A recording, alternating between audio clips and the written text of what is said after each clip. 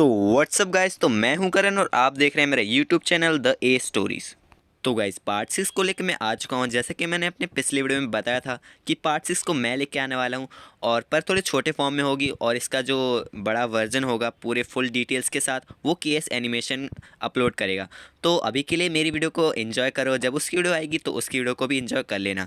और आगे बढ़ने से पहले अगर आप हमारे यूट्यूब चैनल पर नए हो तो चैनल को ज़रूर से सब्सक्राइब कर देना, वीडियो को लाइक कर देना, और वीडियो को शेयर करना हो तो यार वो भी कर देना। और मैं यार इंस्टाग्राम पे भी हूँ, आप वहाँ पर भी मुझे ज़रूर से फॉलो कर लेना। So without further do let's get into the video.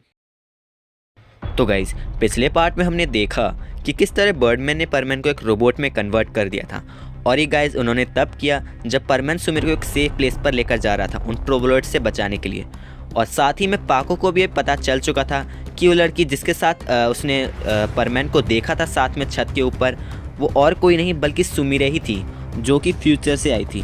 साथ ही में जो डेकमैन थे जो पाको को इन्वेस्टिगेशन के लिए लेकर आए हुए थे, वो पाको को पकड़ लेते हैं और उसे खूब टॉर्चर भी करते हैं। वो पाको से काफ़ी सारे क्वेश्चंस पूछने की भी कोशिश करते हैं, बट पाको उसमें से एक का भी जवाब नहीं दे रही होती है। तो इसलिए मजबूरन जो डेकमैन थे उन्हें भी पाको को कोरोड 7B प्लैनेट में छोड़ना पड़ा। अब पाको और सुमिर यहाँ पे साथ में होते हैं गाइस। पाको और सुमिर को एक फोर्स फील्ड के अंदर रखा जाता है, जिससे कि उस प्लैनेट में होने वाले सारे क्लाइमेट चेंजेस का उन पर कोई भी असर नहीं पड़ रहा होता। साथ ही में वो देख लेते हैं कि जो परमैन का 4D रूम था जिसे कि डेकमैन ने बनाया था परमैन को दफनाने के लिए, वो साइड में वहाँ पड़ा हुआ है। वो दोनों उसके अंदर झांक के देखते हैं तो उन्हें दिखता है कि परमैन का एक रोबोट, परमैन जैसा नहीं, परमैन का एक रोबोट जो डॉल होता है वो उन्हें उस 4D रूम के अंदर दिखता है। तो कंफ्यूज हो जाते हैं कि ये रोबोट यहाँ क्या कर रहा है, यहाँ पर तो परमैन को होना चाहिए था।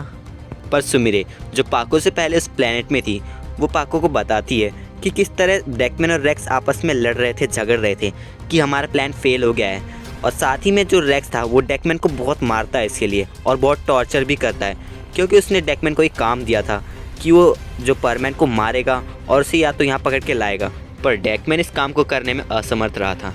उसके बाद सुमिरे पाको को ये भी बताती है कि किस तरह रेक्स ने अपनी पूरी आर्मी को परमैन को पकड़ने के लिए ट्रेन किया, और वो सारे मिलकर परमैन को पकड़ने चले गए हैं। उसके बाद हम बर्डमैन को देखते हैं, जो कि उस छोटे यानी ड्वार्फ प्लैनेट पर थे। वो भी बहुत ज़्यादा घायल थे, और वहाँ पर परमैन को उन्होंने टेलीपोर्ट कर लिया था अपने पास। बट जो परमैन था उसको बहुत गुस्सा आ रहा था, तो उस ड्वार्फ प्लैनेट से भाग जाता है, पर रास्ते में उसे डेकमैन मिल जाते हैं। तो गाइस ये तो रही पार्ट 5 की बात। अब हम अपने मेन मुद्दे यानी पार्ट 6 की भी बात कर लेते हैं कि आखिर उसके बाद होता क्या है। जब डेकमैन परमैन को वहाँ देख लेते हैं, क्या परमैन बच पाता है या फिर डेकमैन को मार देता है? जो भी होता है उसके लिए आगे कंटिन्यू करना पड़ेगा, और कंटिन्यू करने से पहले चैनल को ज़रूर से सब्सक्राइब कर लो अभी तक नहीं किया है। और अगर आपको वीडियो भी अच्छी लग रही है तो वीडियो को भी लाइक कर देना यार। तो उम्मीद है मुझे कि आपने ये सब कर दिया होगा। और अब अपने मेन मुद्दे यानी पार्ट 6 की भी बात कर लेते हैं। तो दोस्तों अभी हम टाइम में थोड़ा सा पीछे जाते हैं, और पीछे और भी पीछे, जब इस तबाही की शुरुआत हुई उससे भी बहुत पहले। तो ये तब की बात है जब डेकमैन बस एक एजेंट हुआ करता था बर्ड प्लैनेट का। वो एक हीरो की तरह था, उसमें हीरोज़ की सारी क्वालिटीज़ थी। वो स्ट्रॉन्ग था, इंटेलिजेंट था, और साथ ही में वो ब्रेव भी था। जब भी उसकी किसी बर्डमैन से एक फ्रेंडली फाइट हुआ करती थी तो अकेले ही 2-3 बर्डमैन को तो आराम से हरा ही देता था। मतलब समझ रहे हो ना कितना स्ट्रॉन्ग था वो बंदा। बट इसके अलावा वो बहुत ऑनेस्ट भी था, और दूसरों की तरफ बहुत दयालु भी था। डेकमैन की एक चाहत भी थी, वो अपने पर्सनल आइडल से मिलना चाहता था। अब गाइस आइडल्स वो होते हैं जिनको देखकर हम प्रेरित होते हैं या फिर जिनकी तरह हम बनना चाहते हैं। तो इसके लिए उसने अपने हेडक्वार्टर से कुछ टाइम के लिए ब्रेक मांग लिया, एक छुट्टी अपने हीरो वर्क से। तो जैसे उसने हेडक्वार्टर से छुट्टी मांगी, उसे बहुत आसानी से छुट्टी मिल भी गई, क्योंकि उस वक्त डेकमैन बहुत अच्छा इंसान हुआ करता था और सभी उसकी बात भी मानते थे। तो छुट्टी मिलते ही क्या था, उसने टाइम मशीन उठाई और अपने आइडल से वो मिलने चला गया। एक एक करके वो उन सभी से मिला, बट जब वो अपने प्रेजेंट टाइम से 9 साल आगे की तरफ गया तो उसे एक लड़की मिली, और इस लड़की से जब वो मिला तो वो उसके प्यार में ही पड़ गया। एक्चुअली वो लड़की रेक्स की बेटी थी। उससे प्यार होने के बाद डेकमैन ने उससे शादी भी कर ली, बट जैसा कि रेक्स एक डेविल था, उसकी बेटी भी एक डेविल थी। तो बर्ड प्लैनेट के एजेंट्स ने मिलकर उस लड़की को यानी रेक्स की बेटी को मार दिया, और डेकमैन भी अपने जो प्लैनेट था उसके प्रति लॉयल था, तो उसने भी ये एक्सेप्ट किया और वो अपनी टाइम में आगे बढ़ गया। यानी कि उसको कोई गम नहीं हुआ, शायद हुआ होगा अंदर ही अंदर, बट अब उसका प्लेनेट है भाई, उसने एक डेविल से शादी कर ली, अब ऐसा तो होना ही था और वो कर भी क्या सकता था। बट रेक्स ने बदला लिया, उसने अपनी ब्लैक मैजिक का इस्तेमाल करके बहुत लोगों को मौत के घाट उतार दिया। बट आखिरकार रेक्स को भी मरना पड़ा। उसके आखिरी शब्द श्राप थे। उसने डेकमैन को सबसे पहले श्राप दिया कि वो एक ट्रेटर बनेगा और ट्रेटर की तरह ही मर जाएगा। अब ट्रेटर वो होता है जो अपने देश को धोखा देता है, और दूसरा श्राप उसने उसको दिया जिसने उसकी बेटी को मारा है। वो लड़की जिसे वो लड़का अपनी जान से भी ज़्यादा पसंद करता था, उसके सामने वो अपनी ही मरने की भीख मांग रही होगी। उसने ये श्राप उसको दिया जिसने उसकी बेटी को मारा था। अब कुछ लोगों को ये बात समझ नहीं आई होगी, तो मैं थोड़े आसान शब्दों में समझाने की कोशिश करता हूँ गाइस।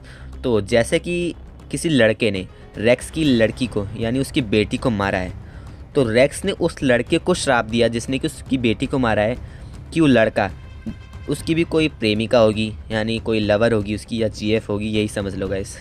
हम तो यही समझते हैं जीएफ। तो वो जीएफ उस लड़के के सामने अपने ही मरने की भीख मांग रही होगी। तो देख रहे हो ना, मतलब कितना तगड़ा वाला उसने श्राप दिया उस लड़के को। उसके बाद डेकमैन अपने टाइम पर वापस लौट जाता है, बट वो पुराना डेकमैन नहीं था। उसका स्वभाव पूरा चेंज हो चुका था। वो पहले की तरह लॉयल और काइंड नहीं था। अब उसमें धीरे धीरे बुरी आदतें आती जा रही थी। वो धीरे धीरे करके काले जादू को, नेगेटिव एनर्जी को अपने अंदर भरे जा रहा था। वो चुपके से लोगों को मार देता था ताकि वो उनकी काली शक्ति को चुरा सके और अपने अंदर भर सके। अब ये उसने क्यों किया, मतलब इसके पीछे उसका क्या कारण रहा था, वो ये था कि उसकी जो पत्नी थी, रेक्स की बेटी, जिसको एजेंट्स ने मार दिया था बॉट प्लैनेट के, वो उसे ज़िंदा करना चाहता था अपनी ब्लैक मैजिक, जो भी उसने अब तक इकट्ठा करी है मैजिक, उसको यूज़ करके। बट वो ज़िंदा नहीं हो पाई। उसने बहुत कोशिश की उसको ज़िंदा करने की। उसकी की गई अभी तक की सारी मेहनत पर अब पानी फिर चुका था। उसका मकसद अधूरा रह गया था। डेकमैन ने अपने अंदर इतनी सारी बुरी एनर्जीज और काले जादू को भर लिया था कि वो एक इंसान होते हुए भी एक डेविल की तरह था, और इसीलिए उसे बर्ड प्लैनेट से भी निकाल दिया गया। अब जब डेकमैन बर्ड प्लैनेट का हिस्सा नहीं था, तो वो रेक्स के पास जाता है, और बाद में जब वो रेक्स से मिलता है, जिसे कि बर्ड प्लैनेट के एजेंट्स ने मार दिया था, तो उसे पता चल जाता है कि रेक्स मरा नहीं है, बल्कि उसने अपने आप को डीएक्टिवेट कर लिया है, जिससे कि उन एजेंट्स को लगा कि रेक्स मर चुका है।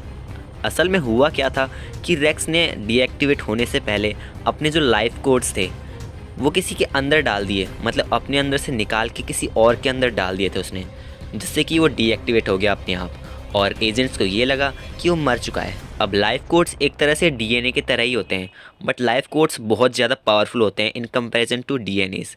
और डीएनए जैसे कि इंसानों में पाए जाते हैं, लाइफ कोड्स डेविल्स में पाए जाते हैं, और इन्हीं लाइफ कोड्स की वजह से ही उनका एग्जिस्टेंस हो पाता है। अगर हमें डेविल को मारना है तो साफ बात है हमें उसके लाइफ कोड्स को डिस्ट्रॉय करना होगा। और जब एजेंट्स रेक्स को मारने आए थे, तो रेक्स ने चाल चल दी थी। उसने अपने अंदर से उन लाइफ कोड्स को किसी और इंसान के अंदर ट्रांसफ़र कर दिया था, जिससे कि एजेंट्स को लगा कि वो मर चुका है, बट वो बस डीएक्टिवेट ही हुआ था। अब रेक्स ने जिस भी इंसान के अंदर उन लाइफ कोड्स को ट्रांसफ़र किया है, उस इंसान को तब तक कुछ नहीं होगा जब तक वो लाइफ कोड्स उस इंसान के अंदर हैं, क्योंकि वो रेक्स उसकी रक्षा करता रहेगा। क्योंकि अगर किसी भी तरह से उस इंसान को कुछ भी हो जाता है या वो मर जाता है, तो उसके अंदर जो लाइफ कोड्स हैं रेक्स के, वो भी डिस्ट्रॉय हो जाएंगे, और डिस्ट्रॉय होने के बाद तो हम सबको पता है क्या होगा, जो डेविल है रेक्स वो मर जाएगा। अब अगर कोई तीसरा इंसान उन लाइफ कोड्स को डिस्ट्रॉय करने के लिए जाएगा, यानी कि उस इंसान जिसके अंदर रेक्स ने अपने लाइफ कोड्स को ट्रांसफ़र किया है उसको मारने जाएगा, तो उसका कुछ भी नहीं बिगाड़ पाएगा, क्योंकि रेक्स उसकी लगातार रक्षा करता रहेगा। अब अगर ऐसे में उन लाइफ कोड्स को डिस्ट्रॉय करना है, तो बस एक ही रास्ता है कि वो जो इंसान जिसके अंदर वो लाइफ कोड्स प्रेजेंट हैं वो अपनी जान दे दे, यानी कि वो खुद ही सुसाइड कर ले। सब कुछ उसकी इच्छा पर ही डिपेंड करता है। अब ये पूरा का पूरा डेविल पर ही डिपेंड करता है कि वो अपने लाइफ कोड्स को किस बंदे पर ट्रांसफ़र करना चाहता है।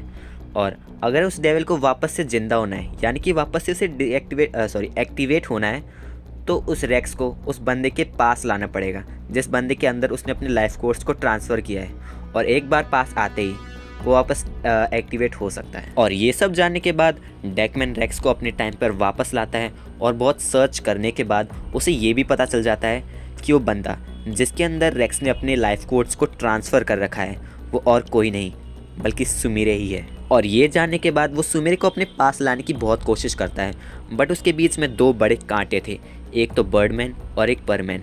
हालांकि परमैन को उसके बारे में पता नहीं था, बट बर्डमैन को सब पता था। उसे ये पता था कि डेकमैन सुमिरे के पीछे है, इसलिए जो बर्डमैन थे वो हर घड़ी हर समय सुमिरे की रक्षा करते जा रहे थे और परमैन की भी। अब यहाँ पर आपके दिमाग में एक सवाल आ रहा होगा कि जो डेकमैन था वो परमैन के पीछे क्यों था। हालांकि परमैन को उसके बारे में कोई कुछ भी पता नहीं था, फिर भी वो परमैन को मारना चाहता था और मारने की उसने कोशिश भी करी, बट वहाँ पे बर्डमैन की वजह से परमैन बच जाता है। तो इसका यार एक जो कारण है वो ये है कि डेकमैन को पता था कि जो मित्सु है उसका बड़ा होकर सुमिरे के साथ कैसा रिश्ता है, वो आपस में कितने अच्छे दोस्त हैं, तो मित्सु उसको बचाने तो हमेशा ज़रूर आएगा। तो इसलिए वो चाहता था कि उसके छोटे रूप यानी मित्सु के छोटे रूप परमैन जो पास्ट में है उसको मार दे, ताकि उसके रास्ते का एक कांटा तो दूर ही हो जाए।